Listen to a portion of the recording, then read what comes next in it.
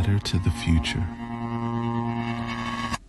It is with great love and respect that I write this letter to the future for all the people of color in the world. Where there is love, there is no fear. I must admit that I have a special affinity for people of African descent.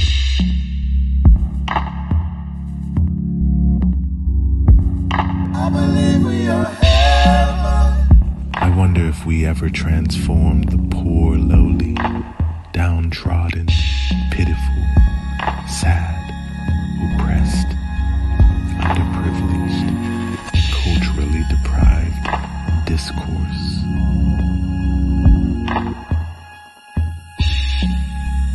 I really got very clear that I'm responsible for my own oppression, that I created it, and that I had the power to destroy it or to do whatever I want. Where there is love, there is no fear. I wonder if we evolved into a higher human being. I wonder if you have been able to rise above and beyond distrust, fear, resentment, and resignation.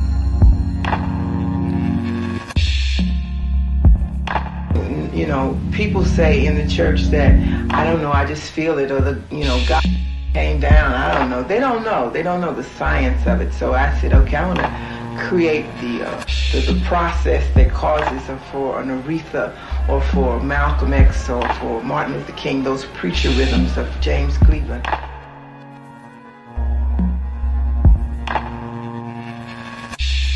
My message to you today centers around the possibility that you have evolved into human beings with great dignity, respect, and love. I pray that you are the ones who bring grace, beauty, joy, and laughter into the world. Through your song, we have learned to celebrate the joy and oneness of humanity.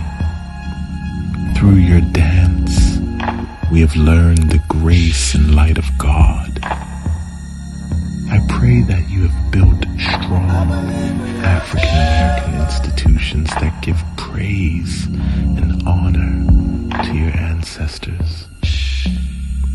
We made great sacrifices so that you could take your rightful place on the planet and become the cultural leaders who come from Africa to America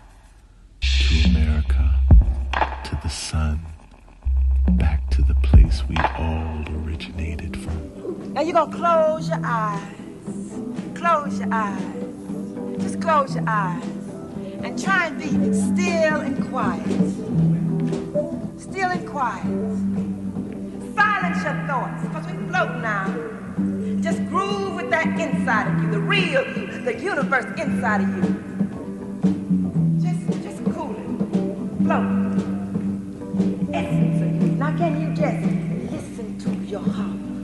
Listen to your heart. Listen to your heart. Listen to. Come on now, listen to it. Pumping, pumping, pumping. New life in. Breathe in new life. Every time you get higher, breathe in new life. Yeah, listen to your heart. You got it. Yeah.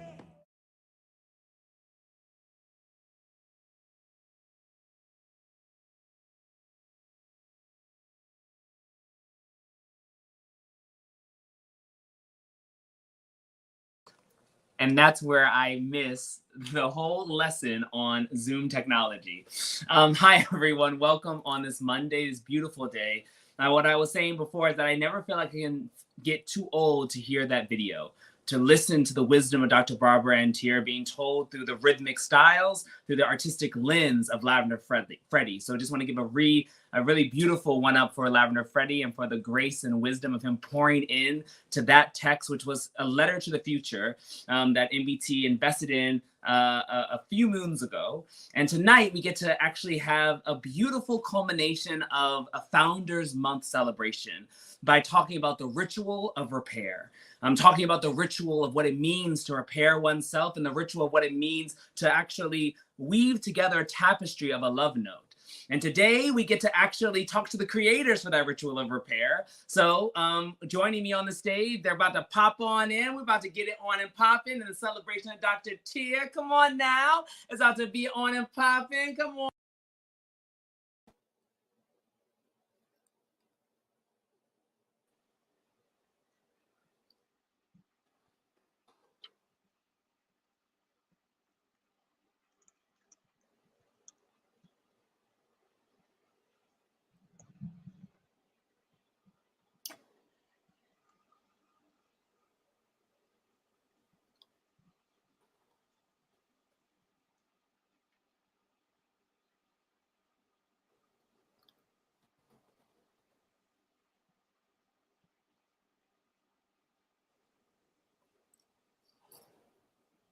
I think there's a panic happening in the chat in which we can't hear you, Jonathan, but I think you told us to introduce ourselves.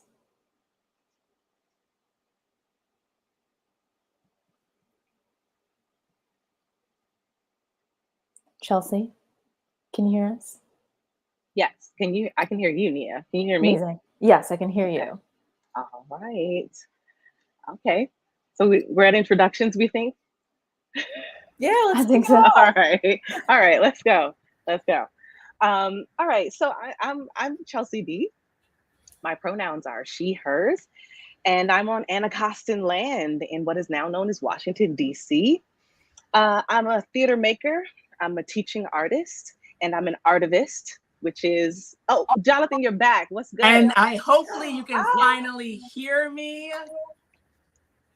So now I get to actually do the intro I wanted to do. Boom, diddy wop. Let's do it. So I will just say that the energy of ancestral wisdom will tell you always to move at your own pace. Yes. Perfection is an illusion, and that the ritual of just being present shows up even when a misfound or misfunction shows up as well. So I just want to say that Lavender Freddie was the voice that we heard. He created this beautiful testimony that uplifted the roots and the fundamental premises of Dr. Barbara Antier's letter to the future, giving us the opportunity to listen to her words from a different zeitgeist, an opportunity for us to actually illuminate and actually begin this conversation of celebrating her a couple of moons ago during our Founders Month celebration. And today we get to actually center and seat ourselves in the culmination of that celebration as it is July 18th. And what we're going to actually do today is that we're going to do something kind of cool. It's already been done we've already released it. So it is the ritual of repair. And these are the creative artists who created it that we get to talk to understand what does it mean to do that? What does it mean to create a love note to your future? And also what does it mean to walk into this new frame of this new world that we're walking in? Understanding that the roots and the seeds that we have to plant have to be grounded in something much more powerful than what we were doing before. And that that NBT is giving us a gift. These artists are giving us a gift to think about how do we walk into that world with repair as a part of our language versus the synapses or the perfunctory notions that were once crowding, as Dr. Tia would say, we need to decrud ourselves from the systematic premises that separate us and divide us. So without further ado, I know they've already started introducing themselves, but I wanted to give that context to make sure that we're on fertile ground so that we can go to a higher place. Context is everything. Come on now. What did Beyonce say? Build a new foundation. I'm all off. I'm off key. The rhythm is off, but y'all got the vibes. You caught it. You know it. But yeah, I was just saying before, just to get us, on the introductions. I'm ChelseaDee, pronouns she, hers. On Anacostan land in Washington, D.C. I'm a theater maker. I'm an artivist, which means I'm thinking about how is my work living in the world and helping people. How is it a tool for people?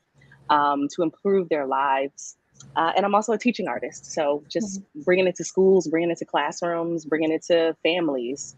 Yeah, and I'm one of the co-creators of the Ritual of Repair. I'm trying to figure out how to explain what I guess it was my idea. Like came from a play that I wrote, but there was like a wonderful thing that happens where you have an idea and then you're like, I don't know how to do this. So then you pair with amazing people like Talia, who I call my creative technologists, who translated my creative idea into a website and a living thing. So take it away, y'all. I don't know which angle. Hi. Yeah, I'll start. My name is Talia. I am the Ta in Ta-Nia. My pronouns are she and they, and I'll pass it to the other half. Hey, I'm Nia, the Nia in Ta-Nia. My pronouns are she, they, and I'm one of the creative technologists, as with Talia, for Ritual of Repair.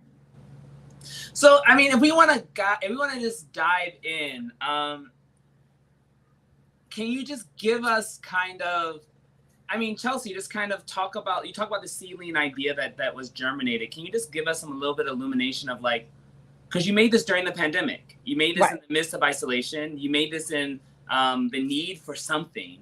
Can you just speak to what was that need that actually came and actually birthed what we now get to celebrate and actually bring to a broader audience? Okay. So this actually, it started as a play. This website started as a play. It was a play that I wrote after I'd been to jail, but what I was doing in jail was teaching theater classes. And I was also teaching in public schools in New York City, and I was seeing this resonance between the two places, and witnessing this pipeline between the two places. And I thought, well, maybe theater can be an interruption for that. And so I wrote a play that was just my musings on what it means to be in arts education in real hostile places, and what it means to journey into places where, you know, the human imagination has been creative and how it's going to break the human spirit. And so what does it mean to survive in that? And so I was thinking to myself, you know, what if I go into facilities and I perform this text, I get feedback from the audience, you know, I'm working with folks, like, but what about when the piece is over? What about when the play is over and like somebody is waiting at the bus stop, or they just got out, or they just got a new phone? Or how can this play, the characters in this world, how can it still be of service? So I was like, oh, maybe I could build like a website or like a digital sanctuary or something that, you know, I could just send somebody a link and then they could have access to these meditations and beautiful images and just something relaxing to help create just a little bit of space in the midst of something really traumatizing. So that was the play was called The Ice Tray Project, and that's where this all spawned from for me. Yeah. And then taking that spawn and taking it into the hands of Ta-Nia, where can you start talking about that collaboration? Where does that and what we get to again share with a broader audience? Well, we came into play around like the beginning of 2021, which was still within like mid-pandemic, but at a point where we exited the urgency of 2020 and landed in this point of exhaustion.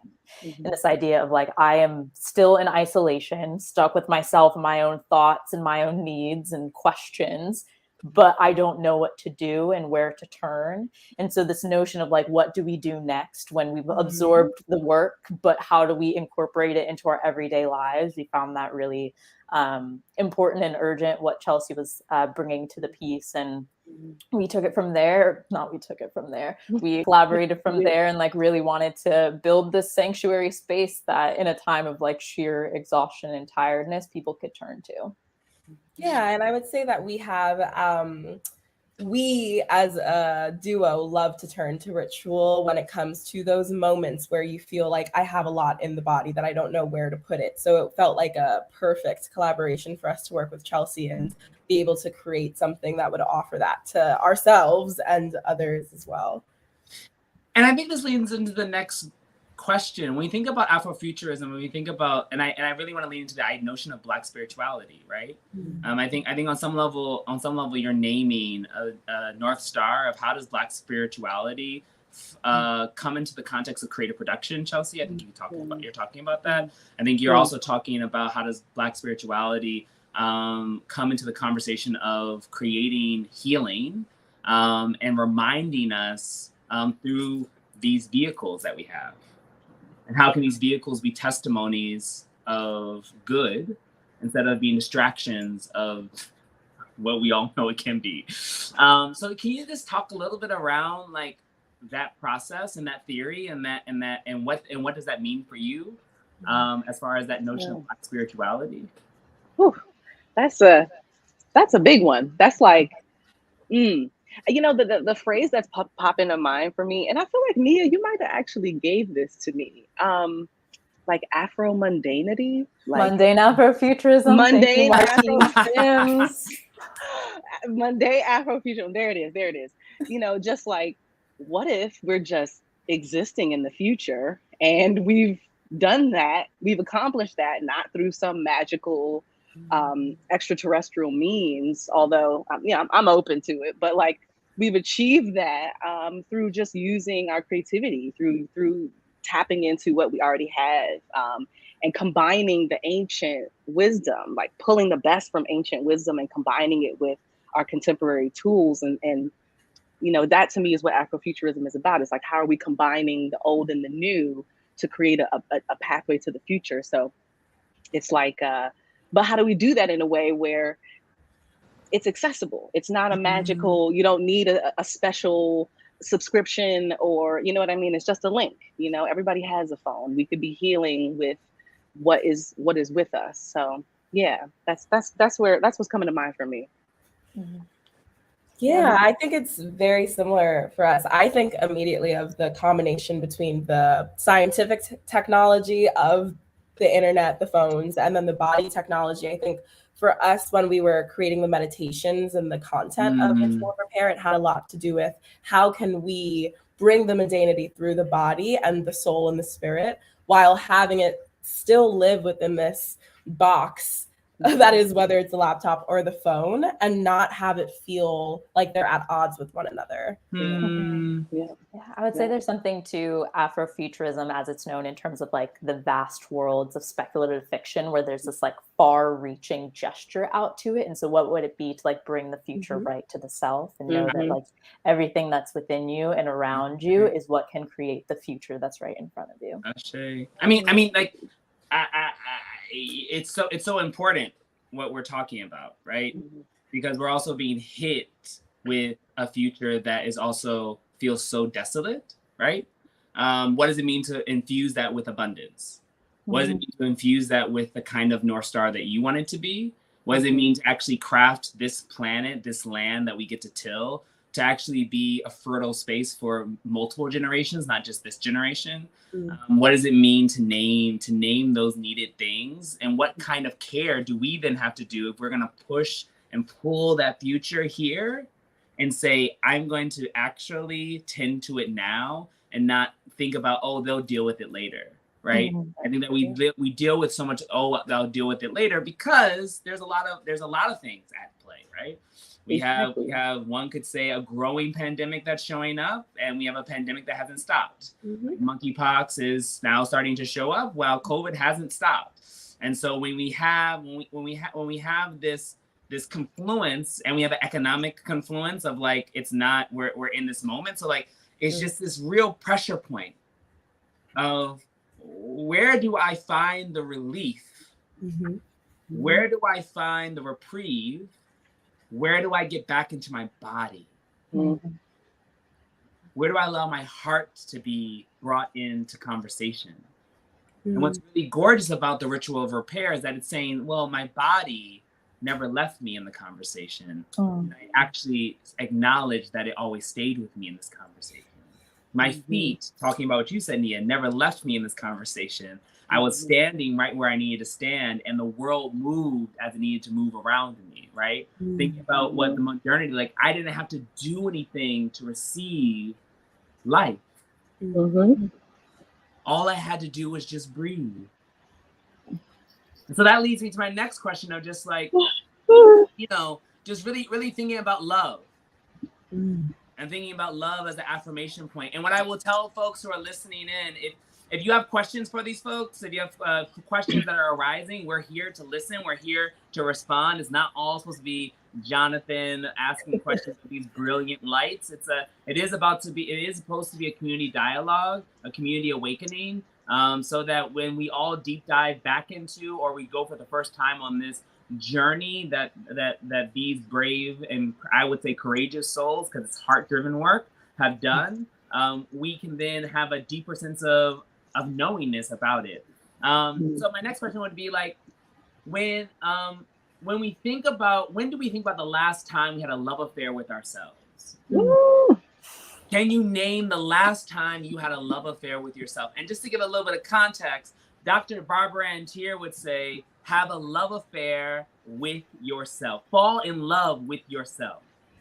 That's how she would start her classes. That was her goal and aspiration. And when I think about the ritual repair, and what we have just talked about, we're talking about being in love with ourselves. Mm-hmm. So can y'all talk about the last time you all had a love affair with yourself? And what did that look like? And if you haven't, which I think is fine, right? Where can you imagine yourself having that love affair? And what does it mean to actually create the conditions for it? Because I think it's okay if we can name that we have never had a love affair with ourselves, but to name it means that we can create the conditions for it. Yeah, I would say I'm going through the process of repair to create the conditions in which I feel like I can love to the fullest extent of myself and also receive that love. And so like in terms of creating those conditions, feels very like physical. Like I need to nest. I need to like build a space around me in which I can like kind of sink in and be present and be with myself. And what that means is like decorating this back wall. So I have something to look at, and I can be like, this is a reflection of me, and I love my taste, and I love these paintings, and just to use the word love a little bit more, to lead with that more.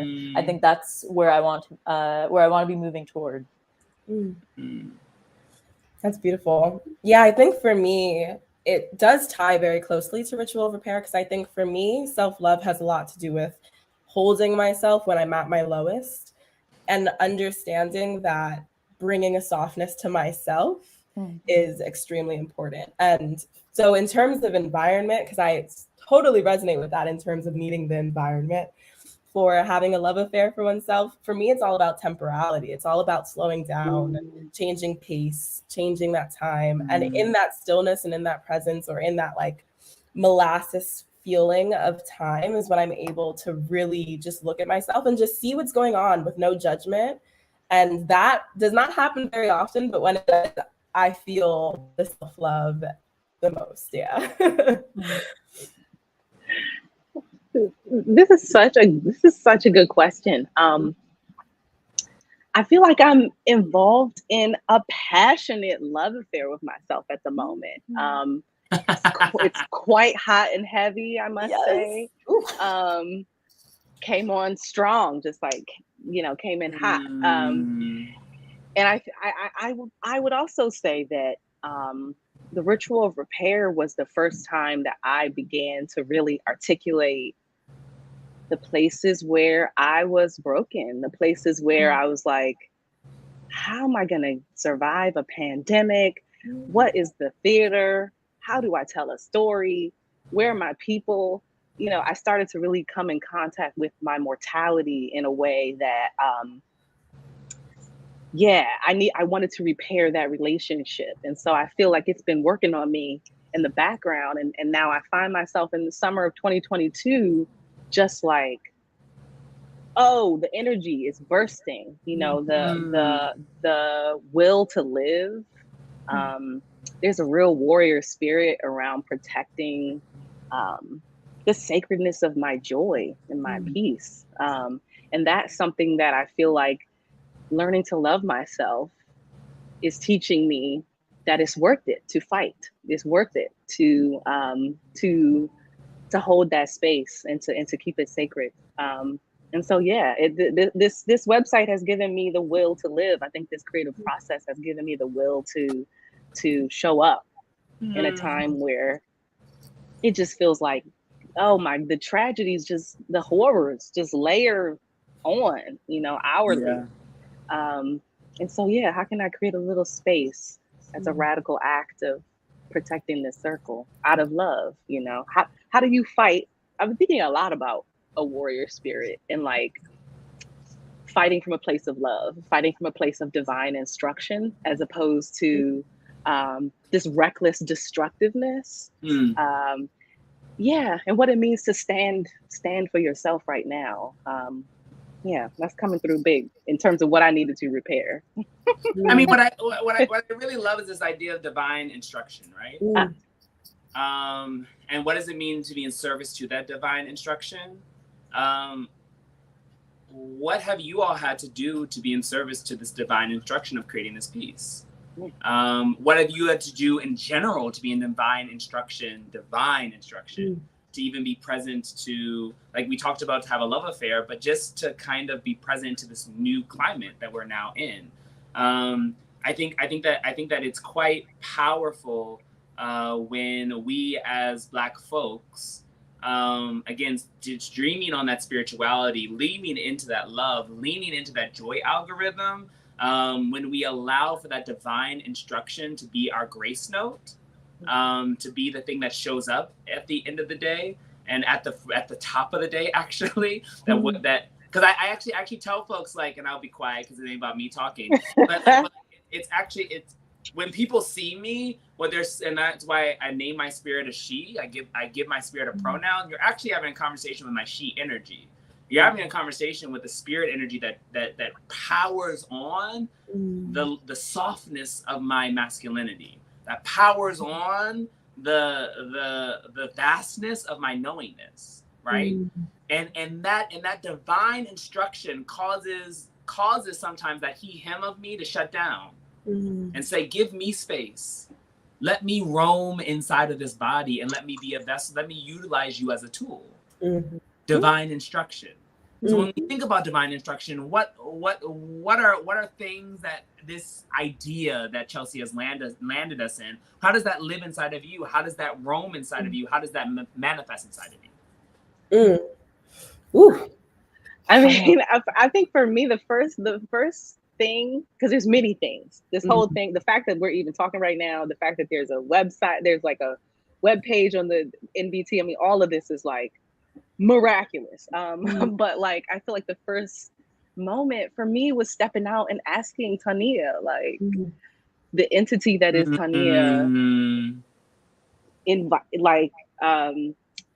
I don't know, just being like, hey, y'all do this thing. I'm in love with it. I think it's so cool. I think it's so cool how y'all think. I think it's so cool how y'all work together. I actually don't really know the full parameters of what I'm asking y'all to do because I've never done it before. But I love you all and I trust you all. And I think that you can translate what is happening in my heart. And then for them to be so receptive was like the floodgates of magic opened. Yeah. I think there was something in our initial Zoom calls where it's like there's a little bit of divine instruction in terms of like all of our brains were just like purely on like the same wavelength and same plane in terms of how we were communicating and what we wanted to offer. And that felt so rich. And I will say, like, in the process of developing this with you all, my dreams were so vivid. And like that is a form of divine instruction. Yes. To be able, for my mind to be so open to receive whatever images and messages and like love letters from the ancestors that I needed in that like nighttime or daytime, because I would take naps during the day more often now, where it's like that kind of divine instruction that's not only an affirmation of the work that I was doing with you all, but also instruction for how to keep building upon it and like growing it and how it can become everything that it was meant to be. Yes. And I also feel like when we were speaking, so much of it landed in the body. Like it just, to the point where I can't even recount exactly how we spoke to one another or what was said, but I feel it so deeply. And every time we come back together, it is like this language that is shared that is so easy to tap into. And it does feel like that divine instruction where it's just something otherworldly that we're tapping into, and almost without language because it is energetic, and it's really it's just so beautiful. It's been a joy to collaborate with both of you on this. I'm convinced that if you look at our Zoom meetings, we're probably not talking. We're I just like know. looking at each other and just like manifesting it in our minds. Like No, I want to look back on those videos. I mean, there's something actually quite beautiful, and then I'm gonna bring a question from outside in the metaverse into this lovely conversation. There's something that Pastor Michael A. Warren said that has always stuck with me and actually has always like fueled me in such a powerful way. I've built many things that offer this concept of like the same power that runs through the sun is the same energy that runs through my veins. The connective tissue between the two are symbiotically connected. There is no distinction between that energy. So then therefore my body is a cosmology of orbiting planets. I am a solar system in my own right. That I create Plutos and I create Mercuries. I create Earths and I create Saturns. I create giants, right? I create supernovas. I create black holes. My energy is the magnetic pull that allows for something new to show up. And I think it's quite beautiful to think about the magnetic pull of what you all created, but then also that magnetic pull of how it triangulates to then create something for us to now all be welcome to and a new table to be set. And I do want to talk about one other collaborator, if we can. Yes. Here right now. Well, we will. Let's get this question out, and then we will bring in the other collaborator. All right. So Sam says, once the idea of self-love was frowned upon or as seen as selfish, have any of you ever experienced that? And how did you get to this moment where you can feel free to be in a love affair with yourself? Thank you, Sam. Yes.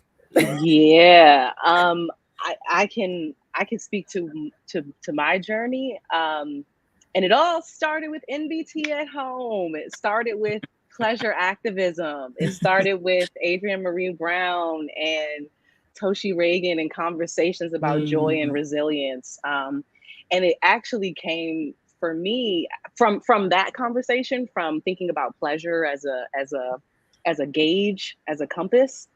I started to think about, why is that so darn hard for me? Why is it hard for me to relax? Why is it hard for me to sleep?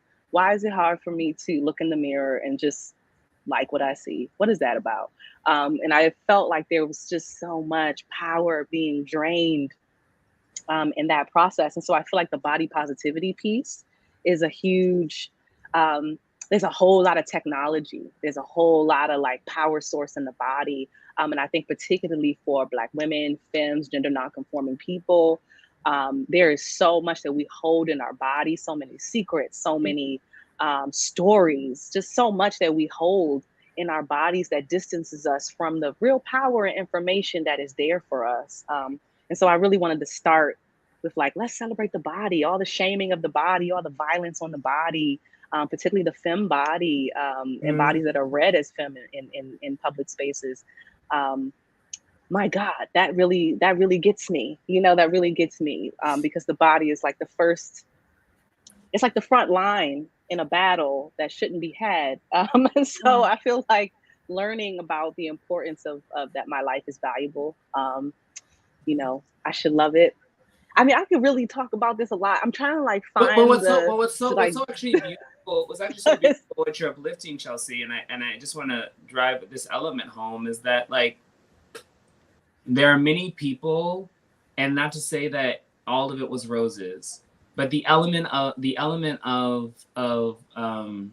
beauty that comes out of a moment like the pandemic, the shutdown, is that you got to rest with these ideas and illuminate a new form of being, right? And I think sometimes we don't allow our celebration of what happened during this time. We allow us to rest with the deteriorating fallacies or the deteriorating themes or the stopped locomotive that this time created, and not the acceleration. There were people who had quantum leaps, and you had a quantum leap. Quantum leap was an individual one that we all get to share in, right? But it was a quantum leap that allowed for that stop gauge, because I know you were running. You were going at and click. And that stop gauge said, no, we're going to slow down. We're going to now have a different relationship with time. we're now, I mean, I'm not going to try to tell you a business, but we're going to start gardening. Right? And by putting the hands in Mother Earth's bosom, you have to have a different relationship to her and to yourself, because that care has to be now a part of it. Yep. You now have to have a different relationship to the seedling. You now have to your own seedling. Then to have a conversation with all of this reproductive justice, the idea of like all of the idea of blossoming, the idea of when the fruit actually tastes good, when it tastes sour, all this stuff. And what I mean by that is that the repairing of the narrative is also a part of the conversation. And what you're bringing up, Chelsea, is that a part of this time and a part of this ritual is repairing the narrative of what we say about love, what we say about how we claim our bodies, how we give privilege for other people to witness our bodies, and how we also have the privilege to say, no, you don't get to see my body, right? My body is mine for me and me and myself, and for my kinfolk who I want to share inside of its glory.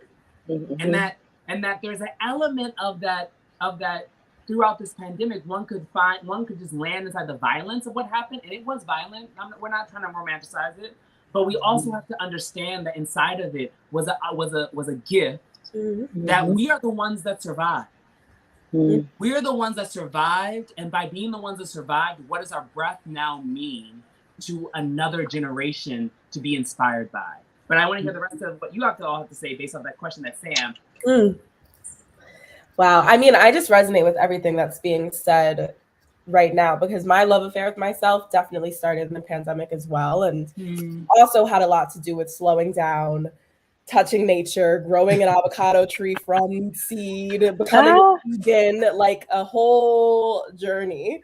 But I do think that something that always was important to me is I would look at my living ancestors, right? Like my mother, my grandmother, and see that they did not have love affairs with themselves. And I wanted that for myself. And I didn't know how to achieve that. And with the pandemic and the slowing down, I think it became really clear to me that Black abundance and love of oneself go hand in hand. And so in order to create abundance for myself, I had to change that narrative. I had to learn how to look at myself and find those moments of joy, find those moments of tenderness, find those moments of intimacy, and all the things that y'all are talking about. So, yeah.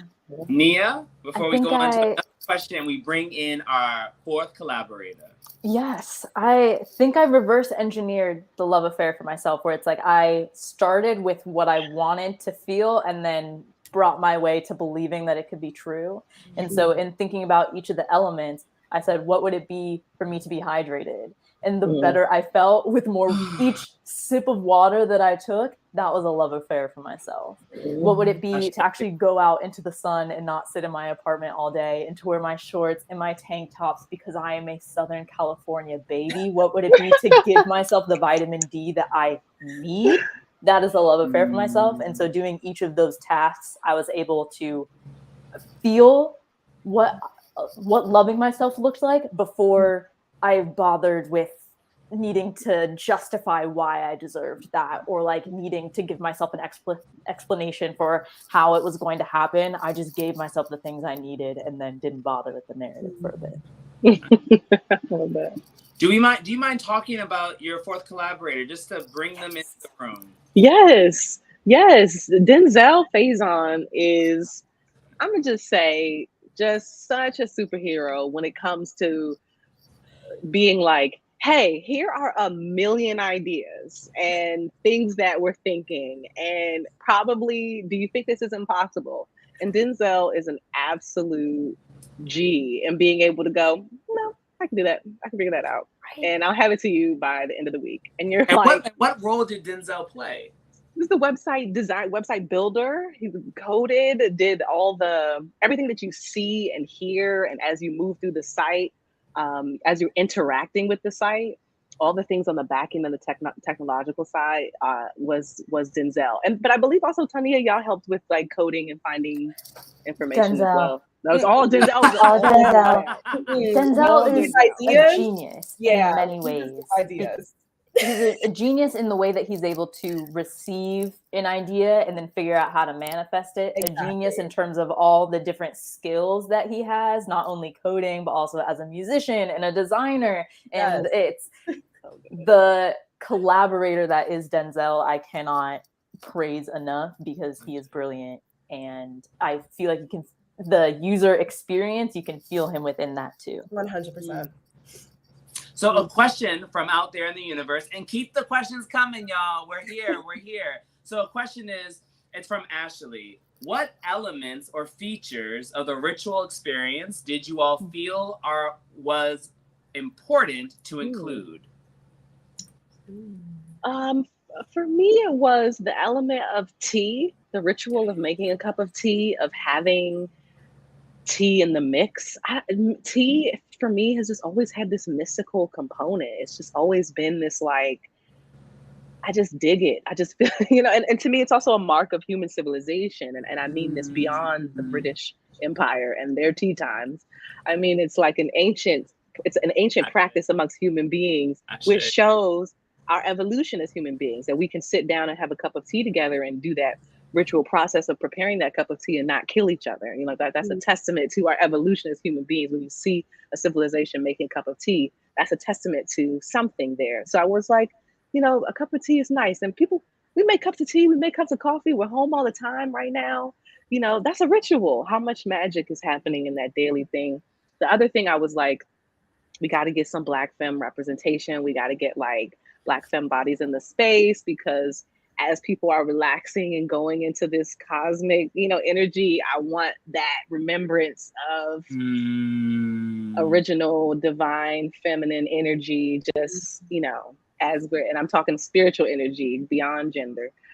So like that was important to have in there. And then the depiction of our ancient cosmic family, our ancient African gods and goddesses, and I just wanted to have that in the mix as your brain was opening a little bit to suggestion during these meditations, and just plant some of those. So those are my three biggies. What about y'all? I'm just gonna uplift tea, because talk about divine instruction. Like I do remember in the initial talks, we all were like, tea. We need tea. So I'm going to uplift tea, especially because tea also, I think what was important and exciting for me was the fact that it brings together all of the elements. And so once we knew that we wanted to invoke all of the elements for this ritual, plus home and that question of home and how do you build a home for yourself in relation to this question of repair, adding that as an element was super important. But just knowing that tea encompasses all of it. And that is something that is divine. That is like, there's no other word for it, because there's so much in tea and what it brings to you. +1 to the tea. I think I'll also say the shape of the ritual in terms of it being our intention of a spiral. I think circles are often brought up in terms of bringing people together in community, but what would it be to make that more three-dimensional and bring that a layer deeper, where it's like, we're not just returning to where we were, but we're going a little bit deeper every single time. And so to start and end with home, yes, it's the same location, but somehow the planes are different. Our bodies within those spaces are different by time we start the ritual and end the ritual. So I think that shape is very important. So I'm gonna bring in Dr. Barbara Antier. Come on. And thinking about Dr. Barbara Antier, when you think about her legacy and you think about her influence in your life, as it be direct, as two of you have worked at NBT, or witness, as you have witnessed shows or been in national, or you did a show at National Life. What does it mean to be in relationship to closing out her Founders Month? What does it mean to be in relationship to the vessel that is her legacy?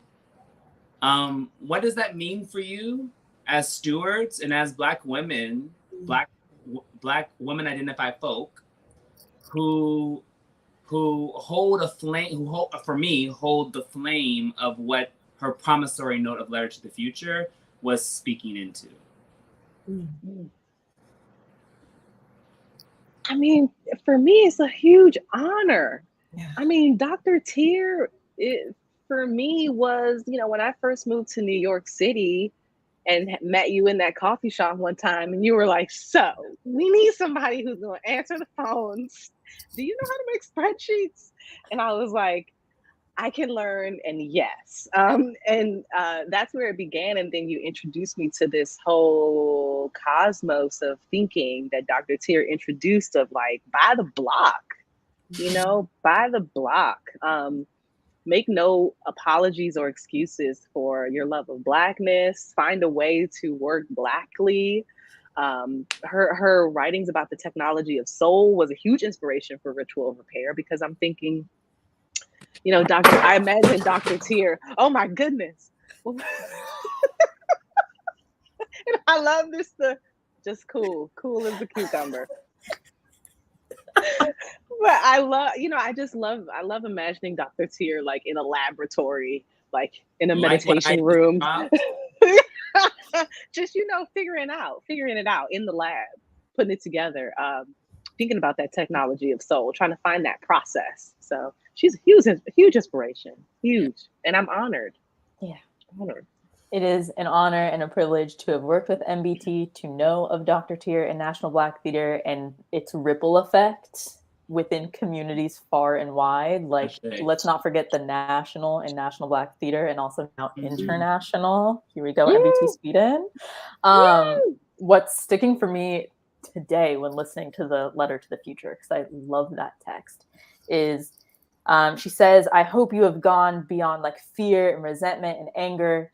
And then she says, I'm writing this knowing that you have, and makes no question about it. Something to that effect of like, I hope you have done this, and I'm writing this believing in you that you can. And so that kind of faith and adamance about the future is really resonating with me today, where it's like not dreaming about the future as though it's an amorphous cloud that'll drift away, but understanding how like tangible and actionable the future is. And that's what Dr. Tier brings. And that's what I hope to continue in her ever growing legacy. Yes, absolutely. Because just off of that, for me, it's so much about alchemy. Like it's so much about the ability to create, and to do so from the soul, to do so tangibly, to do so with technology, like all the different ways that we can alchemize the future and alchemize the joy and alchemize the abundance. Like it's just inspirational every time I hear anything or engage with anything from Dr. Tier, because it's the downloads, they don't stop. Yes.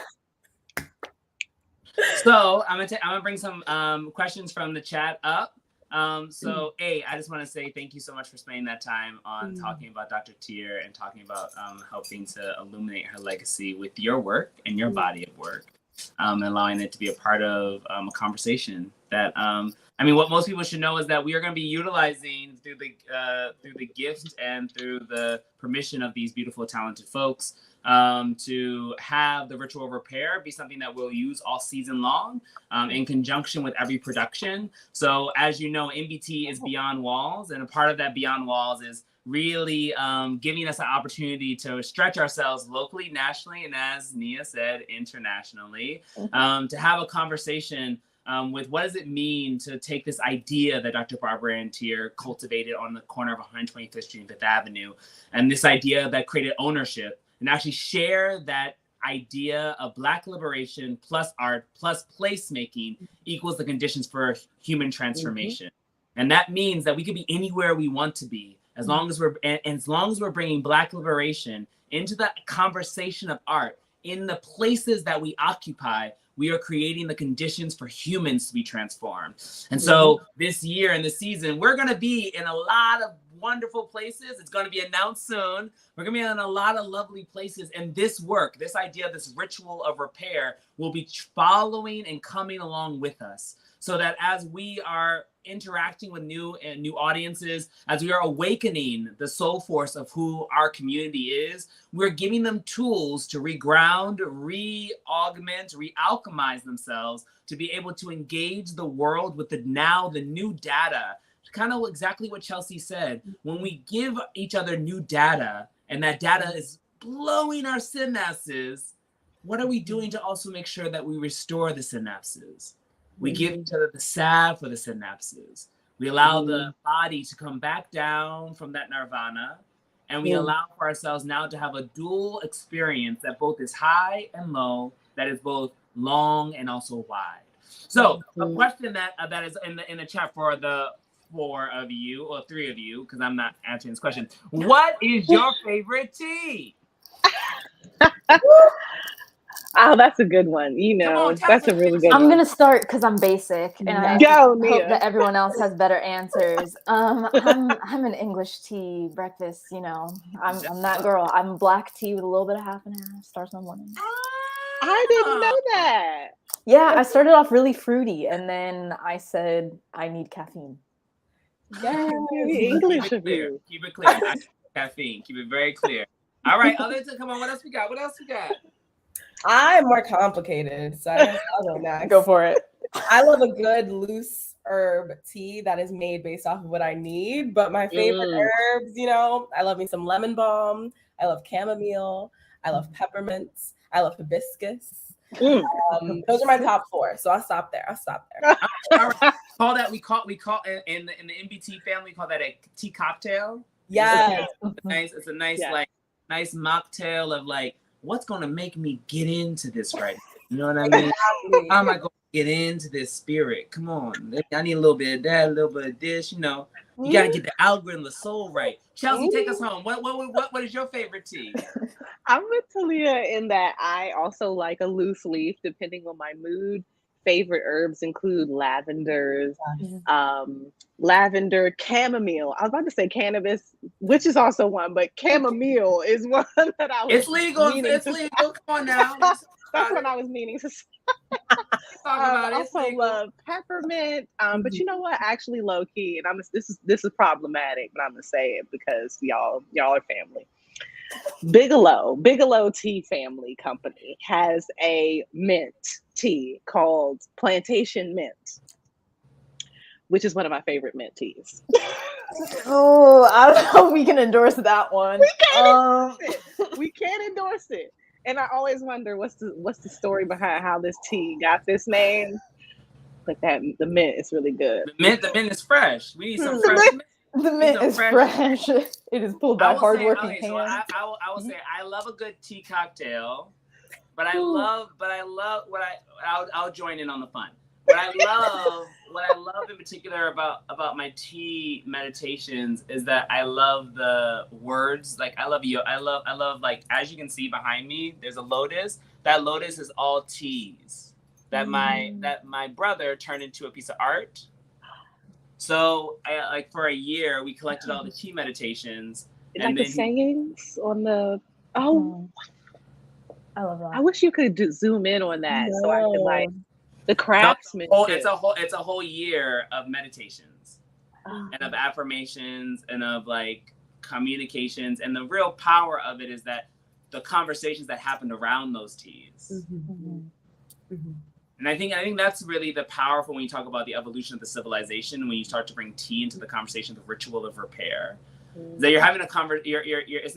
It's not just solely about the tea that is created. It's about the memory that is codified in the sipping of it, in the drinking of it, and in the aftermath of it. Right? How it resonates inside your body afterwards. In a lot of indigenous societies, teas are used for spiritual readings.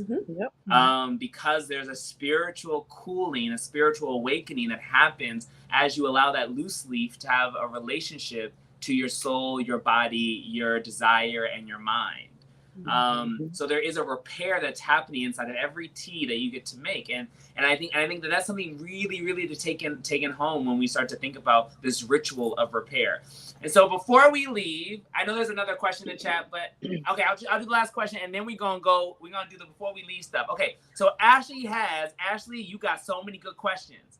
I recently learned how everyday things we do can be meditative. Is there a routine or an action you do as a repairing ritual? So what's your daily repairing ritual that you have to do every day? Can you name it? Yeah. For me, it's dishwashing. Dishwashing is something where I'm like, I am transforming this sink, and something about the water, the heat, my mind just I can take in things. Yeah. Love it. Love it. I love that. For me, it's cooking. So similarly in the kitchen, I think very much so I'm a kitchen alchemist because I love to do intuitive cooking, and it just brings me to a whole nother level. And then something else I say that I just recently started doing, because I'm an awful morning person, but I started getting sun in the mornings as soon as I wake up, and I feel refreshed once I do so. Like I don't have the urge to go back to bed or anything. So that's a new ritual as of like 5 days ago that I will continue. Yes. And Nia? For me, it's the act of putting on lotion. I have like a lavender lotion that I'm looking at right now. And it's just about, like you were talking about, like a salve for the body, like something that not only like smells good, has essential oils, but it's also like a literal act of like repairing, where it's like, here's where I need like a little love today. Here's how I can like feel soft and feel tender. Like that feels like a very meditative and ritualistic thing to me. So before we leave and before we close out for this evening, because everyone's almost been with us for a whole hour, regardless of the technical glitch, it was meant to happen. A question that I have for you is, if you were to think of one word that you will, can you say one word that you will speak out into the universe before you go to sleep tonight to help you have dreams that will affirm your existence?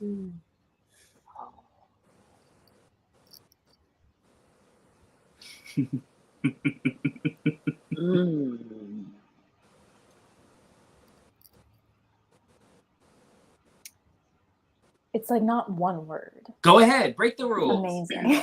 Fantastic.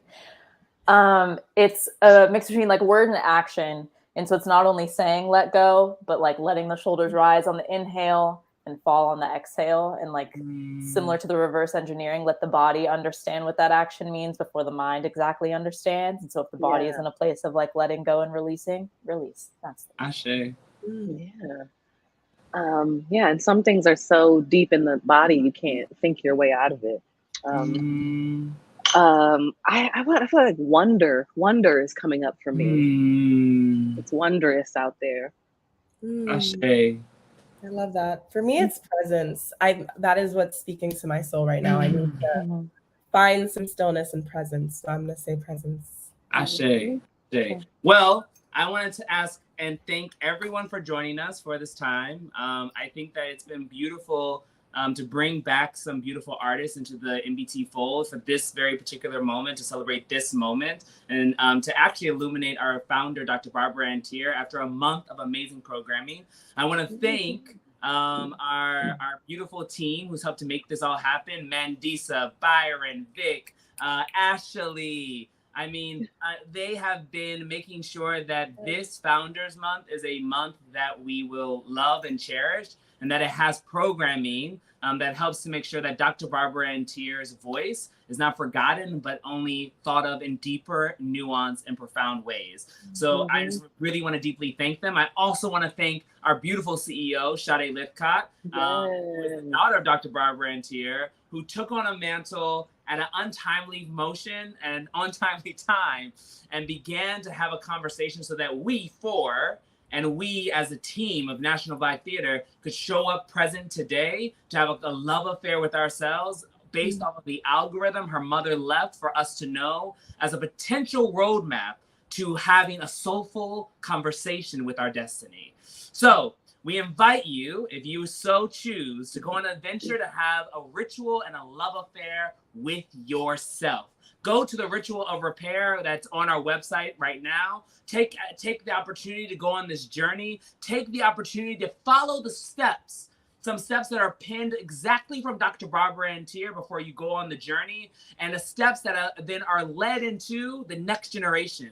There's a literal torch being passed on as you go onto that website that's saying that from our founder to the next beautiful creators, soulful creators of our time, what is able to happen and how technology helps to bend and make that much more possible. So we'll see you on the other side of the journey. We're so grateful to have you. And please remember, if you are so choosing and so desiring, if you feel like what you received today and the journey of going through that ritual of repair means something to you, make a contribution. There are multiple ways to support National Black Theater in making a contribution. We're not only talking about monetary, but that is important. So if you have $1, $2, $87 million, it's sold to you. So if you have it, go and give it. Give the love note that allows for us to be able to build a future for more Black artists to know the conversation of what it means to create a space for human transformation through Black liberation.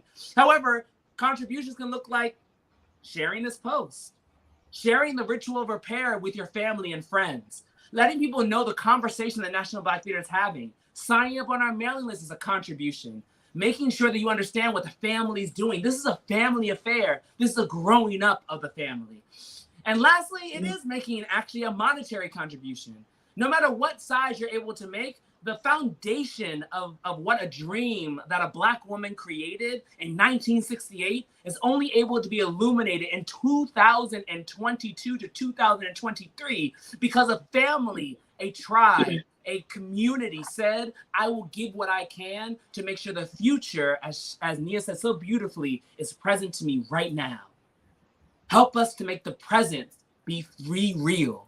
And by your contribution, it can be all made happen. So, and to close us out, I'm just going to do the unifying breath because you want to know what? I want. All right, so the unifying breath. I'm a liberated Black man. I can do what I want. All right, so in the space of liberation, in the space of human transformation, we're going to take a unifying breath. So everyone, with their 2 feet flat on the ground, connecting yourself to Mother Earth, allowing the energy from Mother Earth to travel up through your legs, and allowing the energy from the crown, the royal, the abundant you, to travel to the crown of your head and land into the center of your system. We're just going to take a breath together. And I'm asked that while we're in this technological space that doesn't have us be in the same physical space, that we allow for our energy, as Dr. Barbara Antier would so beautifully do, to transmit into another sphere, a sphere that allows for us to connect to one another and be in a communal space, allowing us to expand the horizon of what it means to be present, and allow for us to understand what it means to be common, because we shared a common experience throughout this conversation. So with 2 feet flat on the ground, I'm asking we take a unifying breath. I'm gonna give you a little bit around my technology that I know so far about breath that I know right now. Breath is a very important thing. Breath is the thing that allows for this instrument, this vessel, this gift, this machine to operate. Breath woke you up this morning. So with that, we're gonna take a unifying breath, knowing that the space and time we're to be able to occupy will never happen again. This hour that we pin together will never happen in the same way. So with that, we honor it with the unifying breath. And when we breathe in, and as we breathe in love, possibility, radical acceptance, grace, and the essence of repair to bake and root into the base of our system. And now when we exhale it as a gift, so that it wraps around everyone in this virtual digital space, everyone in our space that we are now living in, so that we all get to walk in this world as lighter, brighter, abundant human beings, able to do the work we were called on this planet to do. So the count of 3, inhale in, exhale out, and please enjoy the journey of falling in love with yourself. On the count of 3, 1, 2, 3, inhale. Then exhale.